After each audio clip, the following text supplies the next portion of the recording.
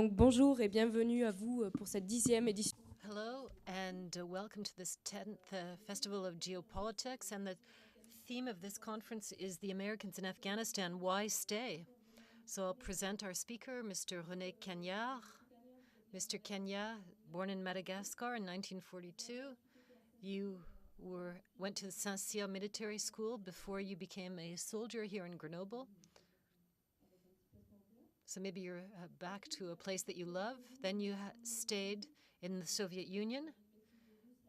You have a master's degree in Russian from the Sorbonne. Then you were in West Berlin.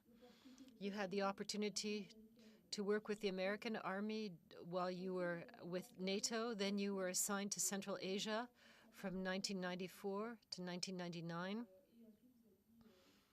And then you have been following the situation in Afghanistan since the arrivals of Americans in 2001 until now, because you spent half of your year in Bishkek, just beside Afghanistan.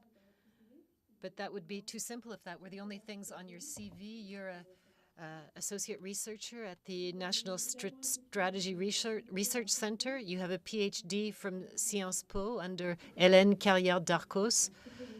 So you have quite an impressive CV. And I'll stop there and I'll let you make your presentation.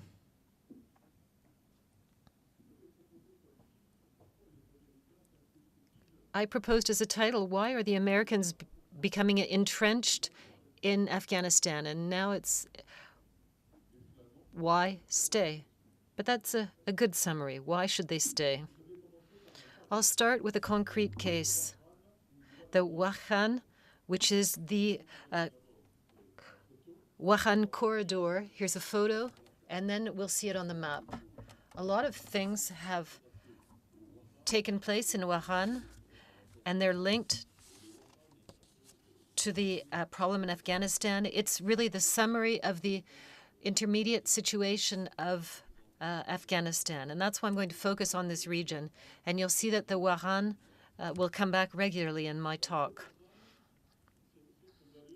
The Wuhan is this valley, which is 200 kilometers long, 30 kilometers wide, and it's located at 3,000 meters of altitude at the bottom of the valley and 6,000 at the top of the Hindu Kush.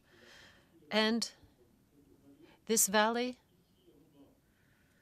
here on the bottom, on the south bank of the river, belongs to Afghanistan, this side also, but at the top, it's the former Indian Empire. It's now Pakistan.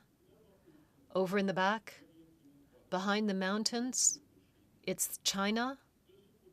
And on this side, it was the Russian Empire, and it's now represented on the north bank of the Pyang by Tajikistan. So it's the valley where the three empires meet. The original empires, only one remains, the one that never disappears, the intangible one, and that is China. The Indian Empire has disappeared, but the Anglo-Saxons are represented by the Americans, who are in the bottom of the valley with the Afghans. The Russian Empire has been pushed back, but the Tajikis still follow the traditions. So, in front, you have a fortress that is 3 million years old. At 3,000 years ago, there were, Zoroastrians, the fire followers who terrorized everyone around them, and the situation hasn't changed very much on a human level.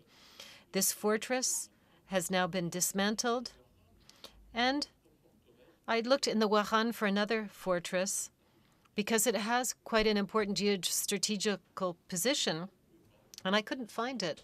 And then finally, one day, I saw it appear. And it appeared in this region here, you see below.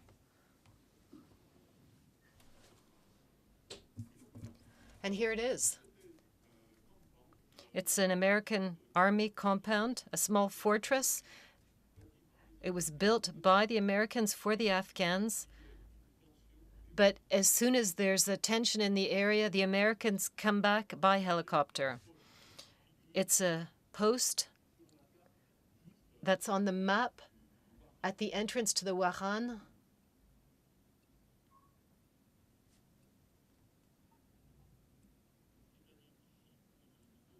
So just here in the middle, at the entrance to this Wuhan, the Americans are here.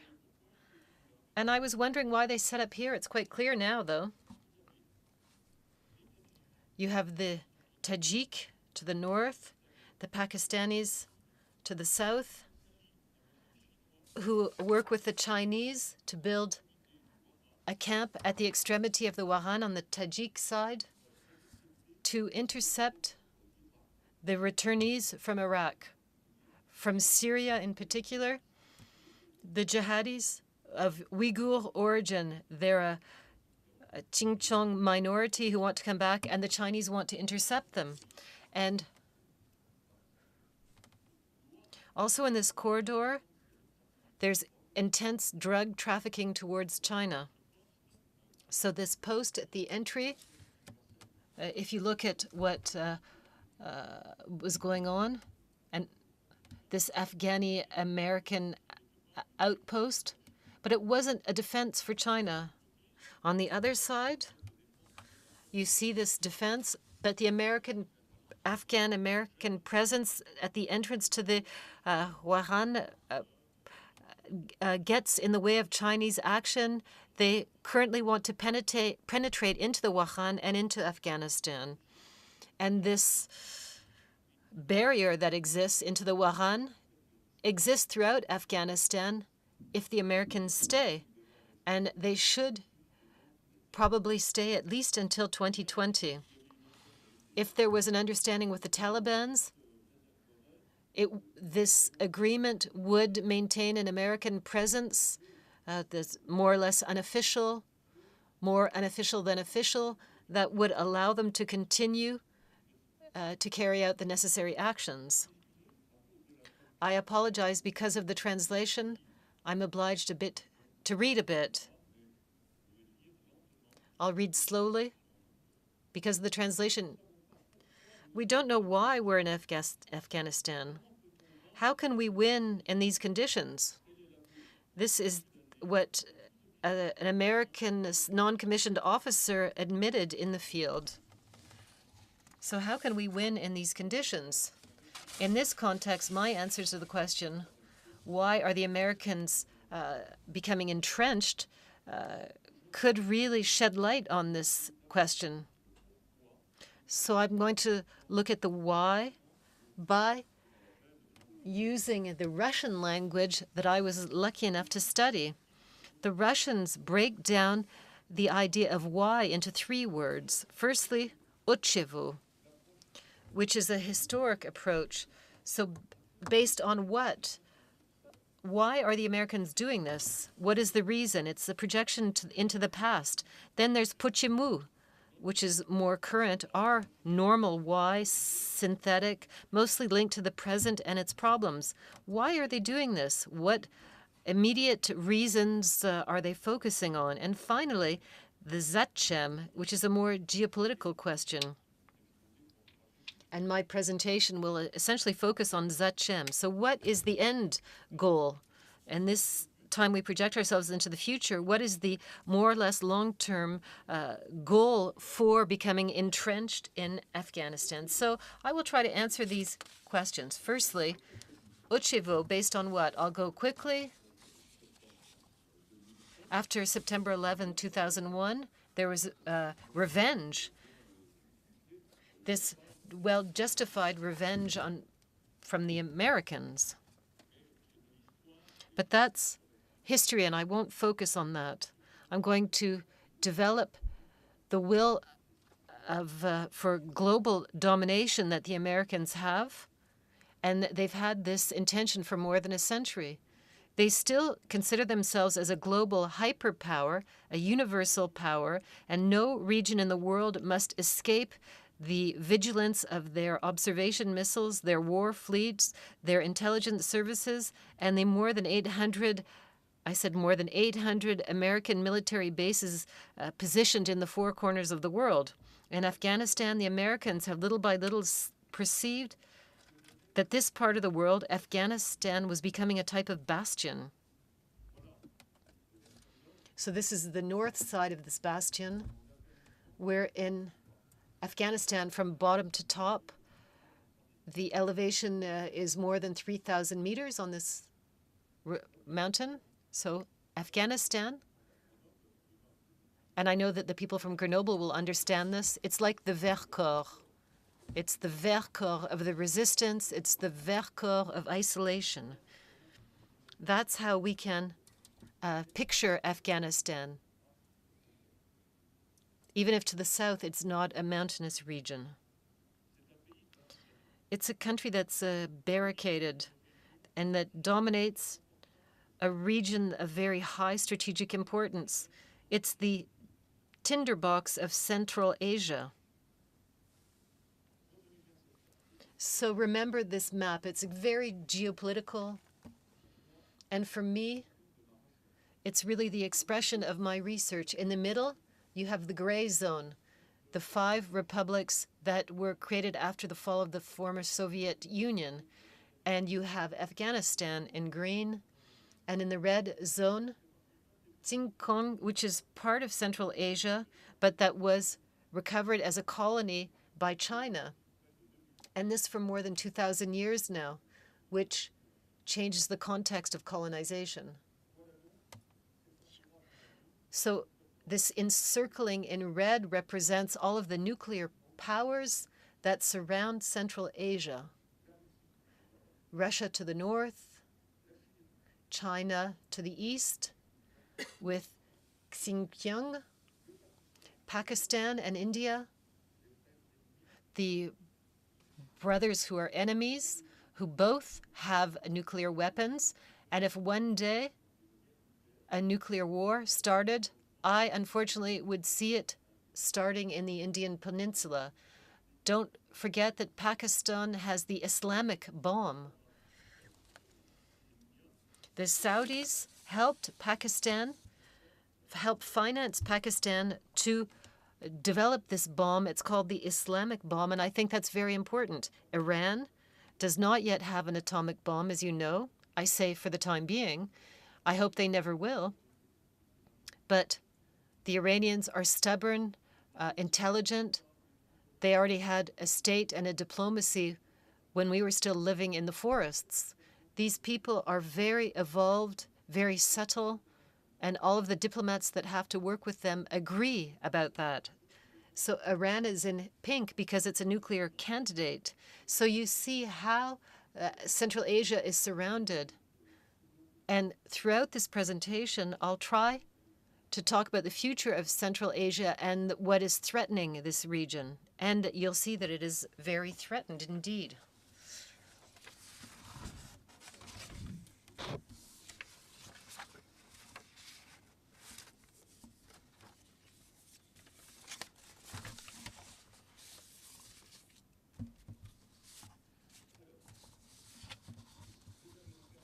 So the Americans in Afghanistan,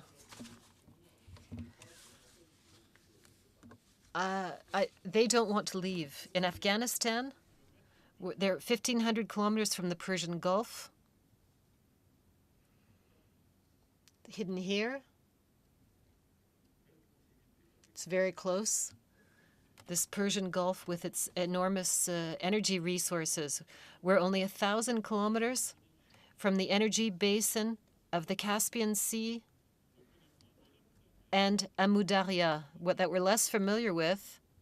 And these two catchment areas in the next 20 years will rival the Persian Gulf or even Saudi Arabia. And I'll explain more about Amu Darya. I think you'll be surprised. In red, we see the gas reserves, and in yellow, oil reserves. There's one country that we consider as a gas emirate, Turkmenistan, that really benefits from these resources, and the others less, particularly Afghanistan. So you can see the wealth that they have that exists beside Afghanistan. In Afghanistan, we can follow the evolution of the Indian Peninsula, which is already the biggest anthill in the world with 1,682,000,000 inhabitants between India, Pakistan, and Bangladesh. It's a lot more than China that only has 1,324,000,000 inhabitants. In Central Asia, and rather in Afghanistan, the Americans are on the rear edges of China. They're located on the rear edges of China in Xinjiang. They're also on the borders of Pakistan. So Pakistan looking towards India, and also on the borders of Iran that looks towards the other Shiite and Sunni countries, including Saudi Arabia. And also on the borders of Russia. Central Asia, in the last centuries, have really been the private reserve of Russia before becoming this soft underbelly.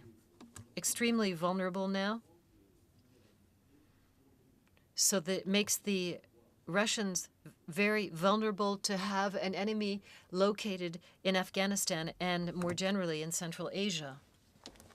Finally, Afghanistan, as you'll see, the Americans' position there allows them to follow up and intervene in facing the development of the Silk Roads, the land sink roads that Xi Jinping feels so strongly about, and already allows them to take a position. So this is the map that I've drawn up on this topic with a huge long central axis, the Eurasian road in white, and a south axis that represents the old Silk Road that goes from Urumqi to Istanbul. And I'll come back to that later.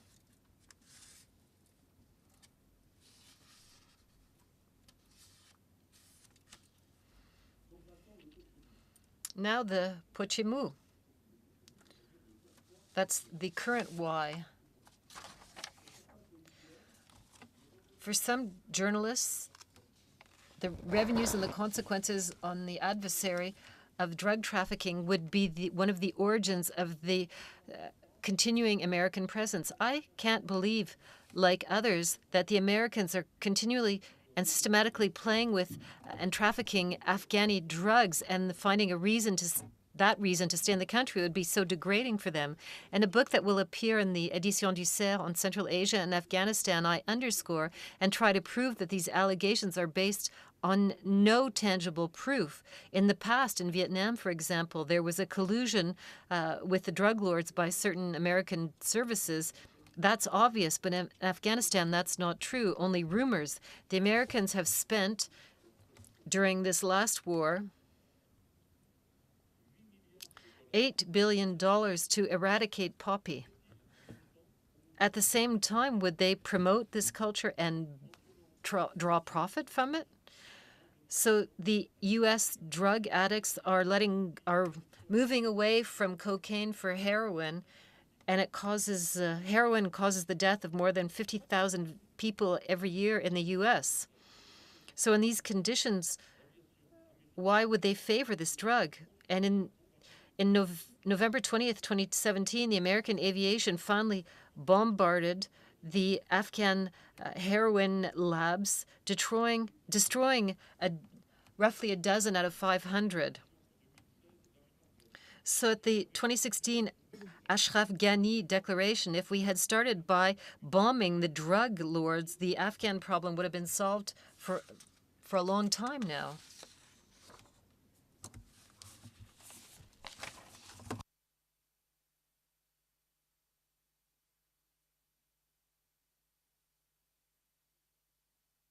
So my book is called The 7 Pillars of the Idiocy.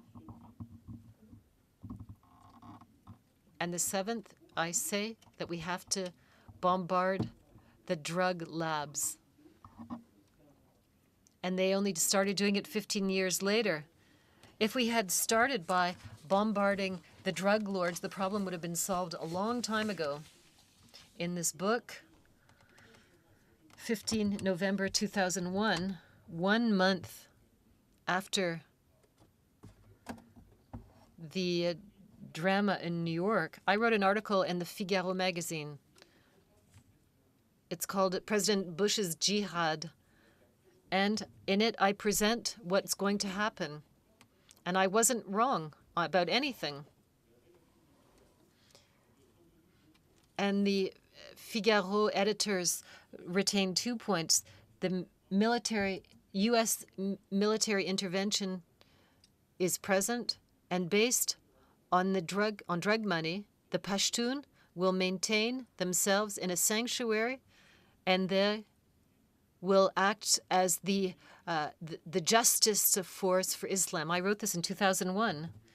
The next day, the Figaro published a little response to the horrified response of the readers. It's not because we published this that we agree with it, but history has proven me right. So let's look at the influence of the military-industrial complex on the White House's decisions. And through this, we discover more solid reasons for maintaining Americans in Afghan territory. The war in Afghanistan makes it possible for the U.S. weapons industry to run at full speed,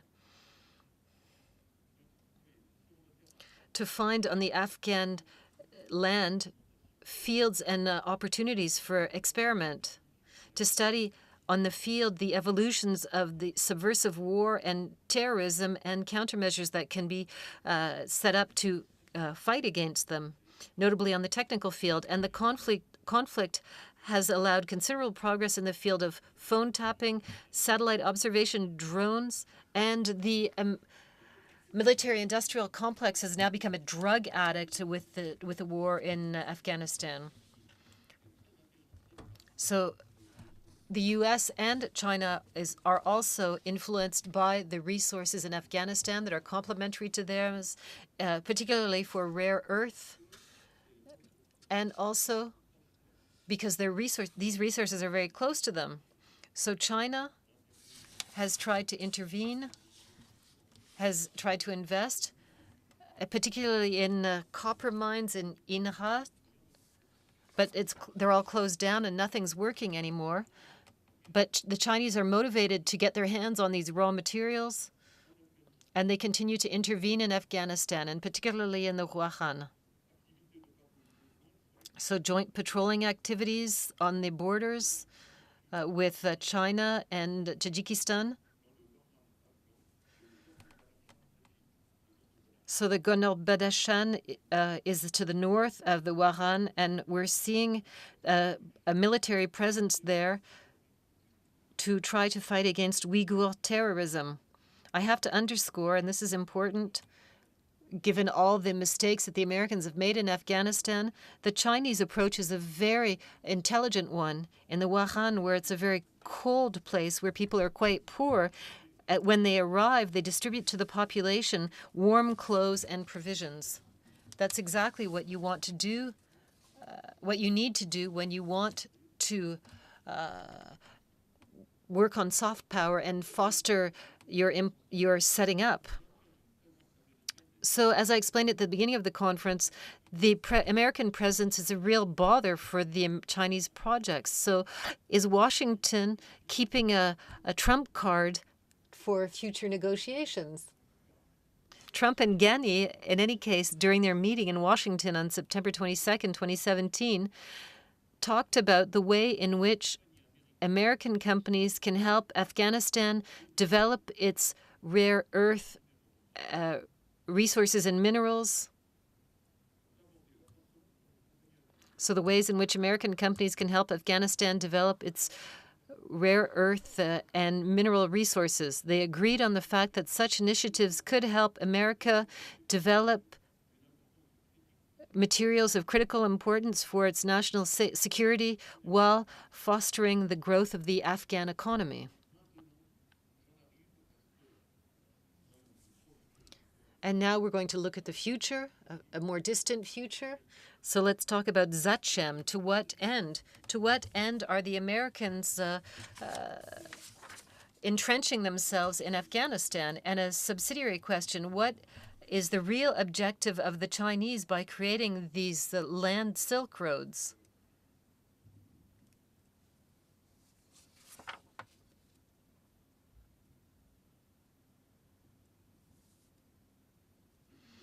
So the essential goal for the U.S. now, on a strategic level, is to fight in the future against the establishment of Chinese supremacy. Yet if the Americans leave Afghanistan, they will be eliminating the possibilities of opposing the essential enterprise of Xi Jinping, which is to establish with Europe, Russia included, land and maritime links that would one day give China global supremacy. So you see what the challenge is. The maps of the Silk Road that you can see here is quite relevant on this topic. The action or the threat of direct action or indirect action by the use of intermediaries, special forces, local intermediates of America from Afghanistan should allow, and already allows, the American army to exert pressure on Russia and especially on China. So to stay in my time, I have to go more quickly. So you see the proximity, or how close the Eurasian land bridge, how close it is to Afghanistan. And this gives Americans some possibilities. You see the dotted line, the other south axis that is much closer to Afghanistan, and you can imagine that direct actions with the army could not be considered. They're only theoretical. But in order to capture bin Laden at Abbottabad, they sent in the Navy SEALs, the elite of the American army. They were sent. So the elite special forces acting on a military level. So that's what happened. So these are actions that can take place and could compromise the Silk Roads if the Americans felt that they were a threat. They threatened their own supremacy to the benefit of China. So the Americans, through their presence, they can block the construction or an activity within Afghanistan or around Afghanistan, and we'll see this on the maps. And so they settle on the edges of Afghanistan. Look at their main base. It's a capital base. But then, opposite Uzbekistan, you have Badr, Mazar-e Sharif. Opposite Tajikistan, you have Kunduz. Opposite Pakistan, culturally, the most worrying part, you've got Ghazni and the Kandahar bases. And opposite Iran, you've got the Berat base. So these bases have an influence, have quite a wide-reaching influence.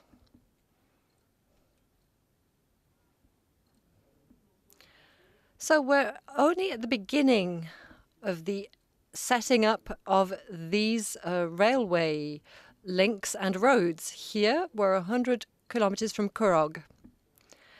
You're in Afghanistan. We'll see that on the map later on. You're in the Tsungari area, which is very flat. And here you can see that the railway that is in excellent state, it has just one line. It's just one line, so that's going to limit the thoroughfare and limit traffic. Now you can see to the side that the area has not been well developed. Now this photo was taken in 2015. It's the exit to the motorway in Kazakhstan that goes to Bishkek in Kurdistan. It's a great piece of work. The Chinese work very well. They work they're very serious about what they do, and their motorways are the best over there. There's competition with the Koreans, with the Turks, etc. But Chinese motorways always take the biscuit. These motorways, however, are empty, astonishingly empty, as if there was nothing at the end of them. And that observation is going to support what I'm going to tell you later on. At the end of the motorways, there isn't very much, in fact. And then on the motorways, you can have surprises, obstacles to traffic, like this herd of sheep stretching over 1 kilometre, creating a terrible traffic jam. Now, here are the Silk Roads. I wanted to talk about their vulnerable aspects. Now, in the railway field now, there's a map missing. Here we are. Here it is. In the railway field, this map tells us a lot. Look at all of the railways. They stop at Afghanistan, because it's independent, never had the means to set up railways that England would have liked to have done. So Afghanistan is completely cut off from everything. And it just so happens that you've got the railways from Europe that have the European gauges right up to the border with Afghanistan, because it's the same with Iran and Turkey. They have the same gauges. And on the other side of Afghanistan, you have the gauge for China. So what a good idea to set up a link between the two so that things could be transported via Russia. So for China, you've got an excellent weapon against the Americans. In other words, you can promote the construction of this railway. This would involve an awful lot of work. It would take 20 years, but the link with Paris would be direct, and the time saved would be fabulous.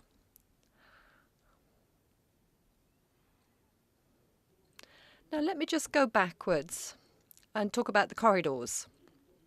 You can see the corridors here on either side of Afghanistan, from Moscow in green and from Peking in red, the corridors that are along the sides. Here you can see them better at a larger scale.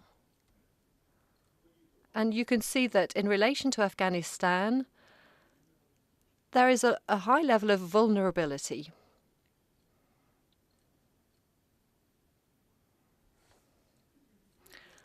And then when it comes to energy, this is the situation now that the carpet, now that it's going through Afghanistan with the approval of the Americans, but also the approval of the Taliban. So Anguille-sur-Roche, there may be the start of an agreement between Americans and Taliban members. And this is what I said, this is what I predicted, and this is what happened. This gas pipe takes gas from Turkmenistan to India via Afghanistan and Pakistan. And that's why it's called the carpet. So it's a great creation, and it's planned for 2022.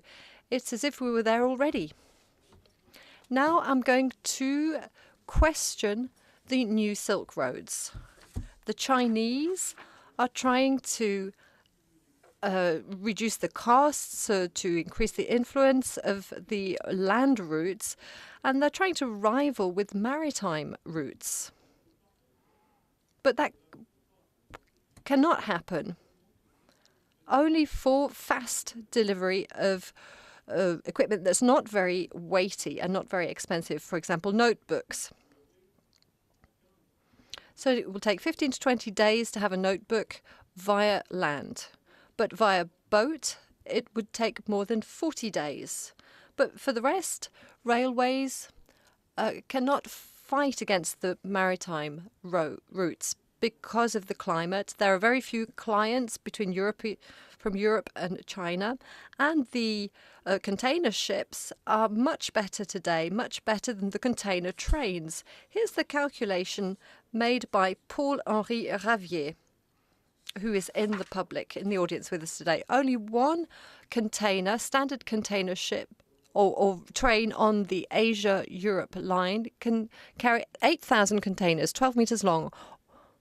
If we put them end to end on a railway, we're talking about 8,000 times 12 meters, in other words, 96 kilometers. Now you can imagine a 96-kilometer long train. And of course, there's space between each carriage, so it would be 125 kilometers long. And here are some more figures for you. And this is fundamental. The length of the goods convoys is limited to 1 kilometer in Europe. Therefore, you'd need 125 trains, 1 kilometer long, to replace our container ship. Currently, on the Europe-Asia line, about 60 container ships carry out transfers between Hamburg and Korea with 4 turnovers a year. So from Rotterdam to Langyuyang, so that's the other end of the bridge, 125 times 60 times 4, in other words, 30,000 trains on a yearly basis to replace the maritime route and the trade via the maritime route. Because Europe, because of the weight problem. So for the railway, would be looking at a 12,000-kilometer line with 3 different gauges, 2 gauge change stations, and 7 countries with procedures and signing that is different. So this railway line, this is what it looks like today. Often, it's still just one line, as you can see. So it's one line. It cannot have more than 2 convoys a day, notably because of climatic reasons.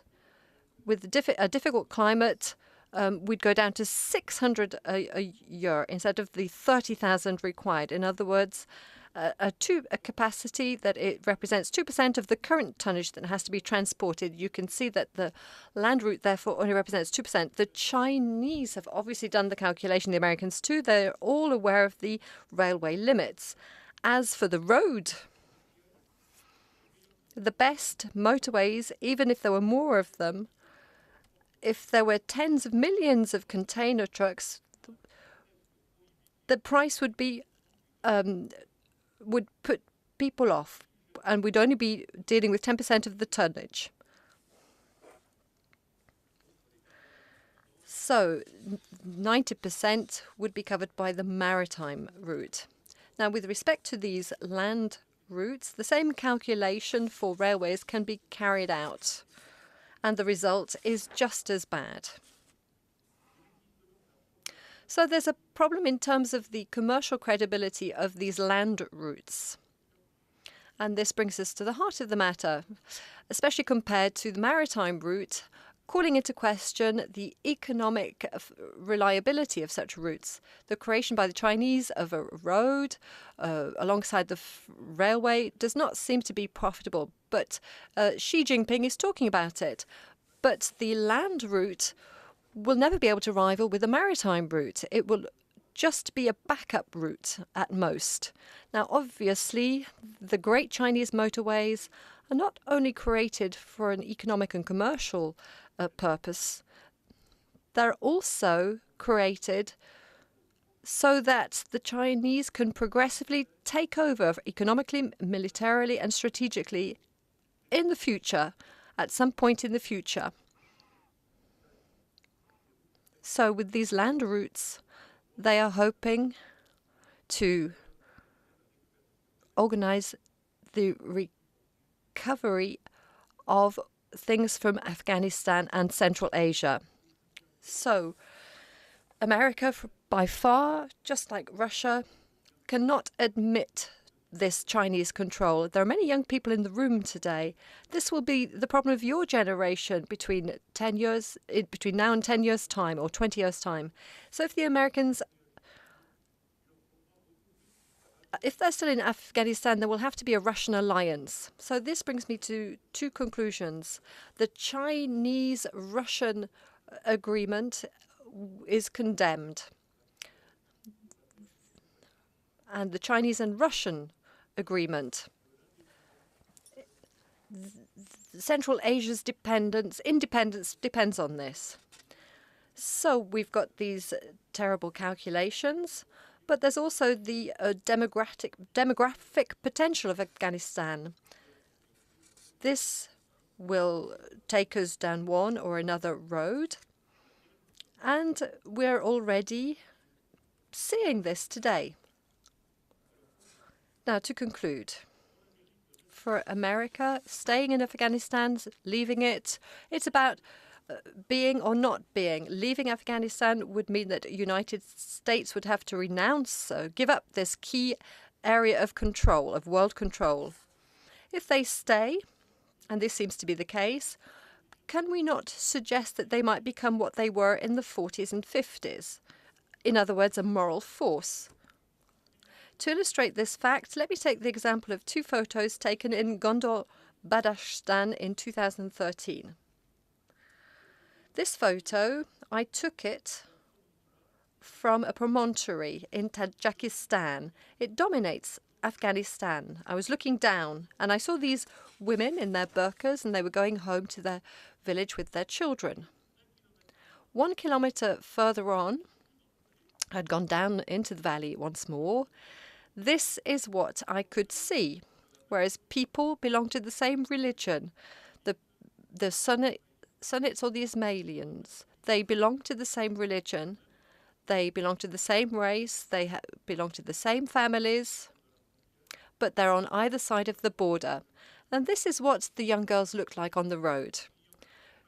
They're laughing, they're happy. It all seems very civilized compared with what we've just saw. We saw the Middle Ages in the first picture, but this is the world of today.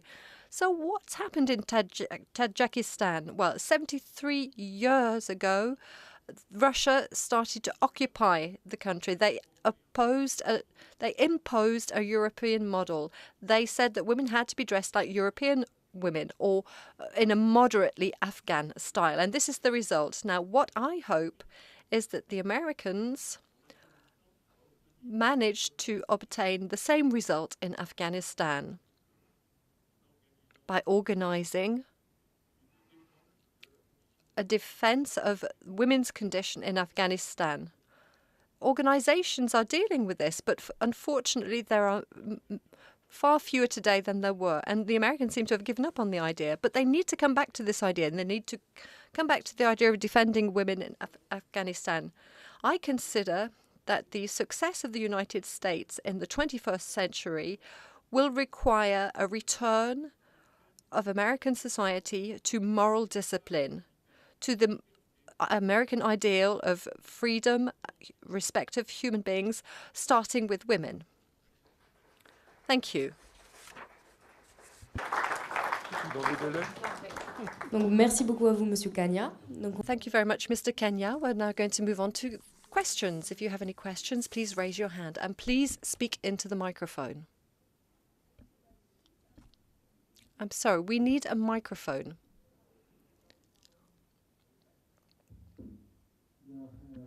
Hello. I had a story to tell. I'll try and be fast about it. And I have a question. The story is, well, with respect to the railways, Afghanistan briefly had a few kilometers of railway built by the Germans. And it seems to me that the locomotive from that period is not far from the entrance to a military base that's either American or French. Otherwise, the big question is, you showed this central area, in Central Asia. It has a characteristic. It has many Turkish people there. So Kazakhs, Uzbeks, people from Kyrgyzstan, the Zyugur that you mentioned. And I think that some of the population from North Afghanistan are Turkish.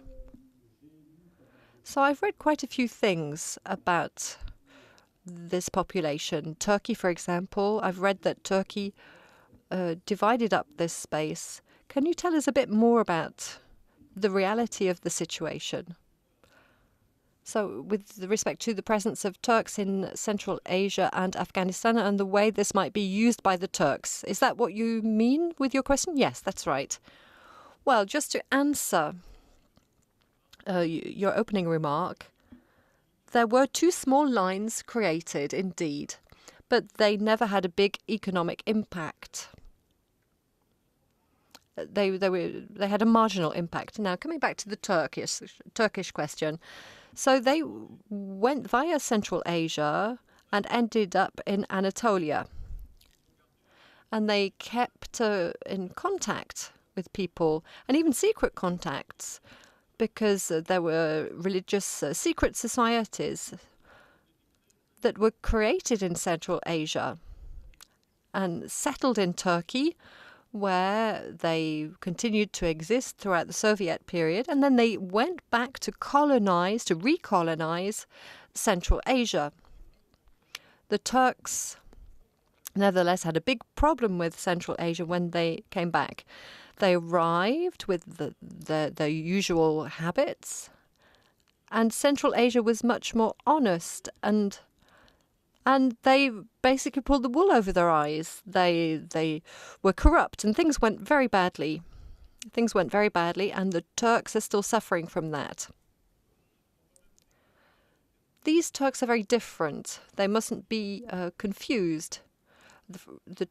You mustn't confuse the Turks from Anatolia and Turks from Central Asia and Chitchak. Even the languages, they don't understand each other very well. There's a word here and there that is similar, but following a conversation, they can't do that. Having said that, the Turks have always made an effort to develop their interlanguage, especially now, given that the West has pushed them aside. They believe that their future economy is based in Central Asia. And with Erdogan, I don't know whether they will manage to do what they want to do, because he's not diplomatic enough. You need a lot of diplomacy to work with people in Central Asia. I've been there for 20 years, and I can assure you that you need to be very, very nuanced in what you say. And you need to have a lot of knowledge as well. You need to know the country. And it's a highly complex, terribly complex country. Have I answered your question? Yes. It's... Erdogan wanted to set up relations with his Arab neighbours. Yes, it's the same thing. He's trying to spread his eggs in different baskets. But I think that the Anatolian Turks will work better on the Arab side of the area than on the other side, because of they're not very good at being nuanced. They're too direct, and I prefer that, but there are many people who don't like that and who don't understand it. Yes. I'm sorry, without a microphone we cannot hear. Please, sorry, here's the microphone. So up until now, all external powers who've wanted to impose themselves in Afghanistan have not managed to do so. Why do you think China will be able to do this? Even if they deploy a lot of financial means, why would China succeed where the Russians have failed, the Americans have failed? And you didn't... Let me just answer that question first. It's a very good question. So China can succeed where the Americans and Russians have failed, if that's what I made you understand, then that's a mistake. I was talking about Chinese diplomacy. They have to be diplomatic because behind them, they've got a huge handicap. We all know that they were a terrible power that could have colonized all of Central Asia. This happened at the same time as the Poitiers battle. There were two battles within 2 or 3 years. There was the Poitiers battle in the west, marking the advancement of the Arabs and Muslims, and then there was another battle, the Palace battle in the west, where the Muslims won. So this time it was the Muslims who won against the Chinese, and they pushed the Chinese backwards. They repelled them.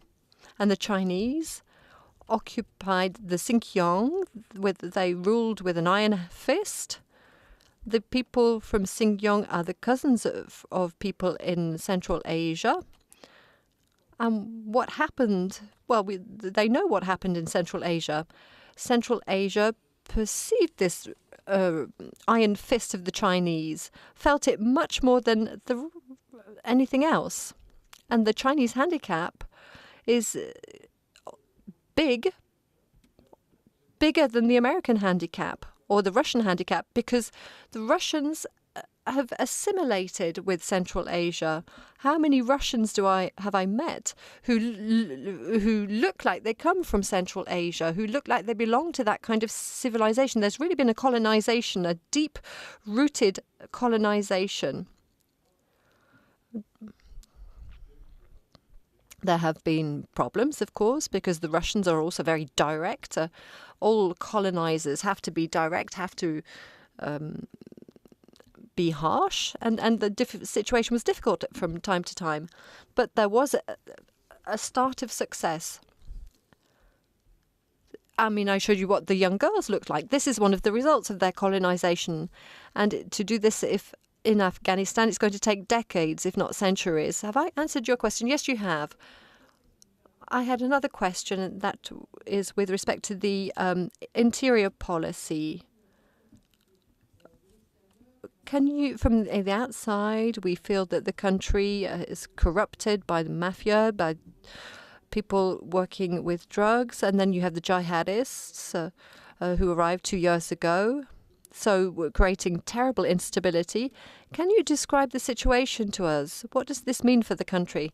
So that's a question about the interior situation in Afghanistan, things that are happening today. Now, obviously, alongside the Taliban, we're seeing jihadists, Daesh, etc.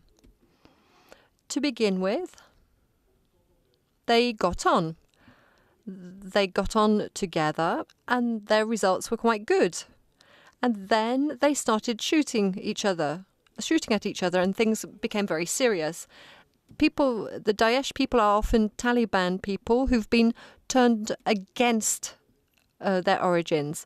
And then you have these foreign contingents, but they are not as many as those who have been turned by Daesh. Daesh represents something that's new in Central Asia among the resistance, while the others, the Taliban, represents something that's old. The Taliban were there 20 years ago already.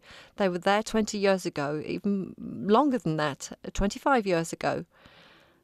And so they're old hands already. And being a member of Daesh, well, already you're better paid. You get double what the Taliban pay in dollars. So Daesh pays twice as much. That was the case 6 months ago. So it's profitable, and it's much more prestigious to work for Daesh. So Daesh, that's why they can recruit. Now, I could have talked to you about the last implantations of Daesh that are minimum compared with what the Taliban have done. So they can control half of the territory, but only 1/4 of the population, 25% of the population, 50% of the territory, a little bit more maybe, and 25% of the population. This is where we are today. Daesh hasn't got there yet. They're present in the Nangarhar and along the border with Turkey. So this is where we are today. This is where they are today. Daesh has a future. We've got 5 minutes left for questions. Yes? Sorry. Have I answered your question? We'll talk about it later on then. Yes. There's a gentleman with a question. I prefer it when it's a lady who asks the question. I'm not surprised, says the gentleman. So, some questions. Very quickly, you're saying that there is a big Taliban contingent, and you're talking about in Afghanistan because Daesh has an international body that's mainly Arab. And the difference between the two photos, does that not come from mentalities of the Tajiks? They don't speak Turkish, they speak Persian, I believe, or Iranian. Does that not come from their mentality rather than something else? In other words, you go from the valleys to the mountains. There's a bit of geography in there as well. Well, that's a very interesting question. Yes, it's a question of geographic relief. Yes, definitely. The Turks are in the plains. They feel comfortable in the plains. But the Persian speakers are up in the mountains. They stay in the mountains. They're sedentary people. You were talking about the girls in Tajikistan.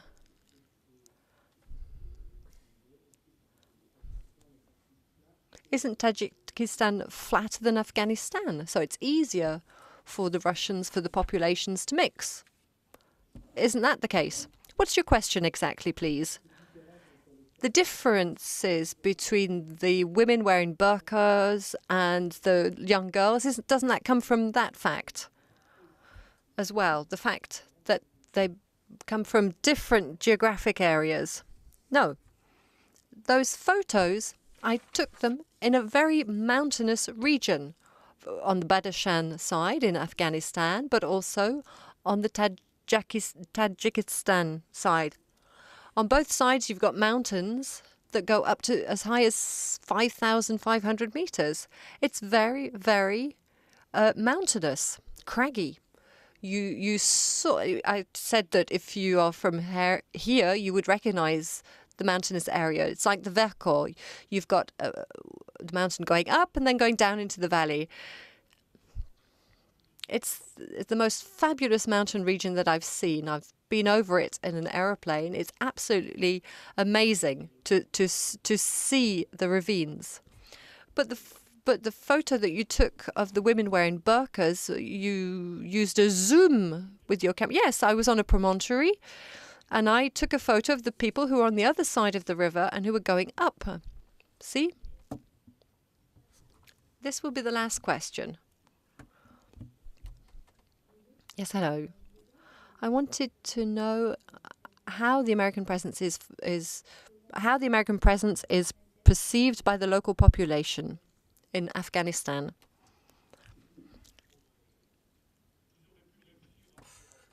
Well, they could have managed things a lot better. They arrived. They were the kings of the oil kings when they arrived, and that's why I wrote my article. I was revolted by it. They could have managed things, everything, but they should have operated slowly.